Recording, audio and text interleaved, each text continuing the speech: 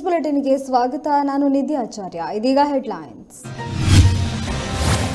ಗಗನಕ್ಕೇರಿದ petrol diesel ಬೆಲೆ, ಸರ್ಕಾರದ ವಿರುದ್ಧ ಕೆಪಿಸಿಸಿ ಅಧ್ಯಕ್ಷರ ಆಕ್ರೋಶ, ಕಾಂಗ್ರೆಸ್ ಜನರ ಧ್ವನಿ ಎಂದ ಡಿಕೆಶಿ.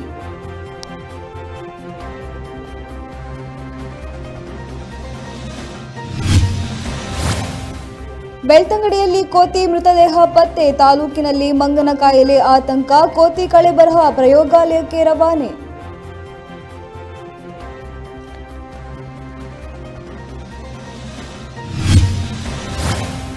ನೀರಿನ ಸಂಪು ಒಳಗೆ ಬಿದ್ದು ಕೊನೆ ಉಸಿರೆಳೆದ ಕಂದ, ಚಿಕ್ಕಬಳ್ಳಾಪುರದಲ್ಲಿ ನಡೆದ ಭೀಕರ ಘಟನೆ, ಮುಗಿಲು ಮುಟ್ಟಿದ ಹೆತ್ತವರ ಆಕ್ರಂದನ.